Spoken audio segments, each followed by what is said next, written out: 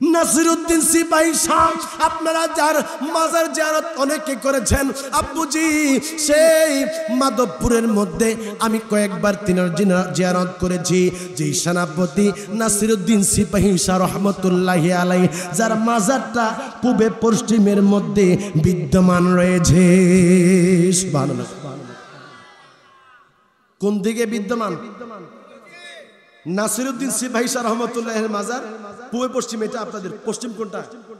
এটা পশ্চিম দিক হচ্ছে, এটা পূর্ব হচ্ছে এটা। আচ্ছা, আপনাদের দেশের মধ্যে কোনো মানুষ মারা গেলে আপনারা কোন দিকে ফিরে দাফন কাফন করেন? উত্তর দক্ষিণে, তাই তো? তো এটাই তো ইসলামী শরীয়ত, যে মাইয়েত মারা যাওয়ার পরে মাইয়েতকে উত্তরে দক্ষিণে করে শায়িত করতে হবে। কথা বলেন ঠিক কিনা? কিন্তু নাসিরউদ্দিন সিপাহী শাহ রহমতুল্লাহি আলাইহি তিনি ইন্তেকালের আগে ভক্তদেরকে বলেছেন, আমি মারা যাওয়ার পরে তোমরা আমাকে পূর্ব পশ্চিমে তোমরা আমাকে দাফন করবা। সুবহানাল্লাহ। ভক্তরা এই কথাটা আমলে ওই রকমের নেই নাই।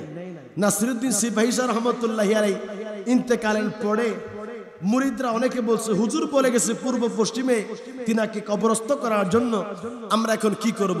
এলাকার বড় বড় পণ্ডিত মাওলানারা কয়, ইসলামী শরীয়তের বিধান হলো উত্তর দক্ষিণে শায়িত করতে হবে, পূর্ব পশ্চিমে এটা শরীয়ত সাপোর্ট করে না।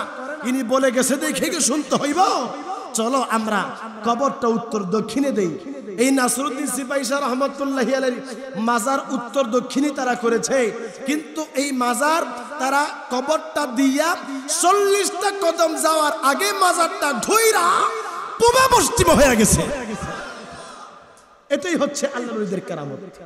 কেরামাতুন আউলিয়া হাক্কুন, ওলি আল্লাহদের কেরামত সত্য। ওলি আল্লাহরা তারা দুনিয়ার মধ্যে থাকলে যেমন তারা কেরামতি দেখাইতে পারে, ইন্তেকালের পরেও আমার আল্লাহ ওলি আল্লাহদেরকে জিন্দা রাখে। এই জন্য আল আউলিয়া আল্লাহি লা ইয়ামুতু, ওলি আল্লাহগণ মরে না, তারা জিন্দা। জোরে কন্না সুবহানাল্লাহ, চিৎকার মেরে কন্না সুবহানাল্লাহ। বাবার আমার নাসিরউদ্দিন সিপাহী শাহ রহমতুল্লাহি আলাইহি বাংলাদেশে আসতেছে।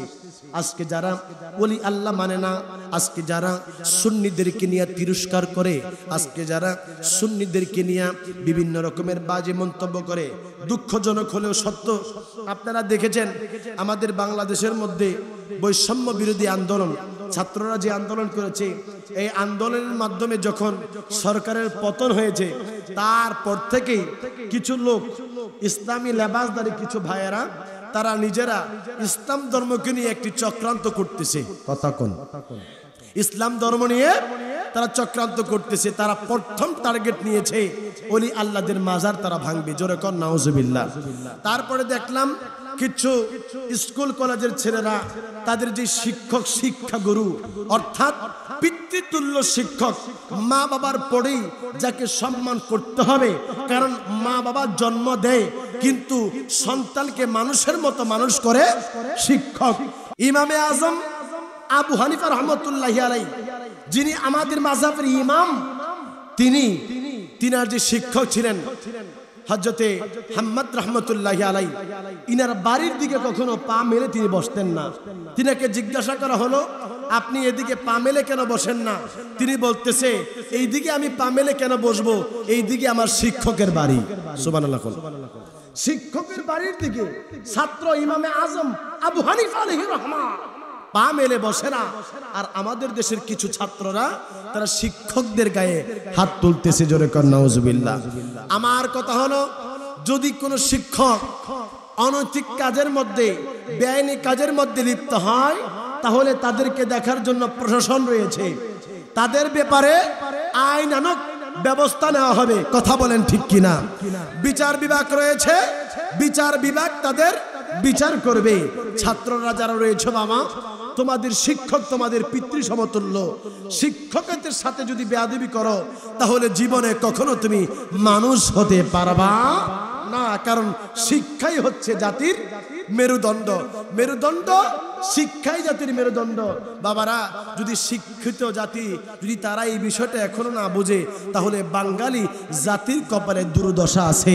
কয়দিন আগে দেখলাম একজন শিক্ষককে এভাবে টেবিলের মধ্যে বসায়া তারা প্রত্যেক পত্র লেখায়া সেটার মধ্যে সিগনেচার নিচ্ছে, আর তিনি সেই জায়গার মধ্যে স্ট্রোক করেছে, কয়েকদিন পরে তিনি মারা গেছে। এটা কেমন কাজ? আল্লাহ পাক আমার সেই সমস্ত ছাত্র ভাইদেরকে সঠিক বুঝ দান করুক, আমিন পড়েন।